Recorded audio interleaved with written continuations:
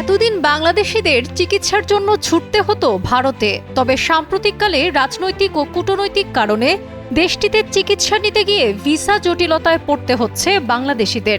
এ পরিস্থিতিতে বিকল্প হিসেবে নতুন সম্ভাবনার দুয়ার খুলেছে চীন।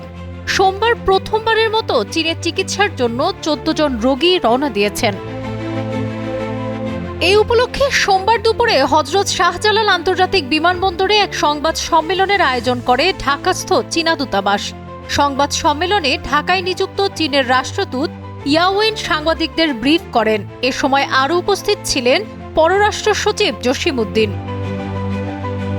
চীনা রাষ্ট্রদূত ইয়াওয়েন বলেন, বাংলাদেশি রোগীদের জন্য আমরা দরজা উন্মুক্ত করেছি।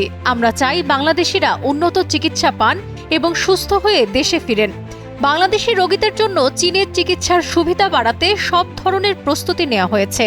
তাদের জন্য আমরা ভিসা প্রক্রিয়া সহজ করেছি। পাশাপাশি চাইনিজ এয়ারলাইন্সও বিশেষ ছাড়ে টিকিট দিচ্ছে। তিনি আবেদনকারীদের প্রয়োজনীয় নির্দেশনা অনুসরণ করে ভিসার জন্য আবেদন করার পরামর্শ দেন। পররাষ্ট্র সচিব জসিমউদ্দিন এই উদ্যোগকে বাংলাদেশ চীন সম্পর্কের নতুন অধ্যায় বলে উল্লেখ করে বলেন, চীনে বাংলাদেশের রোগীরা চিকিৎসা নিতে যাচ্ছেন, এটাই খুব ভালো উদ্যোগ। এই উদ্যোগের মধ্য দিয়ে বাংলাদেশি রোগীরা খুব সহজেই চিকিৎসা সেবা নিতে পারবেন। চলতি বছর বাংলাদেশ ও চীনের মধ্যে কূটনৈতিক সম্পর্কের 50 বছর পূর্তি হচ্ছে। ফলে দুদেশের জনগণের মধ্যে আমরা সম্পর্ক আরও বাড়াতে আগ্রহী। কুনমিংয়ে চিকিৎসা সেবা নেওয়ার মধ্য দিয়ে দুদেশের সম্পর্ক আরও বাড়বে বলে আমরা আশা করছি। প্রথম দফায় সোমবার চায়না ইস্টার্ন এয়ারলাইন্সের একটি ফ্লাইটে 31 সদস্যের প্রতিনিধি দলটি ঢাকা ছেড়েছে। প্রতিনিধি দলে রয়েছেন 14 জন রোগী, 6 জন পরিবারের সদস্য, 5 জন চিকিৎসক, 5 জন এইচইউসি প্রতিনিধি ও সাংবাদিকরা। প্রতিনিধি দলের সদস্য ডক্টর রাশেদুল হাসান চীনে উন্নত চিকিৎসার সুযোগের কথা উল্লেখ করে বলেন, চীন গুরুতর রোগ যেমন ট্রান্সপ্ল্যান্ট এবং ক্যান্সারের মতো চিকিৎসার ক্ষেত্রে অত্যন্ত উন্নত চিকিৎসা প্রদান করে।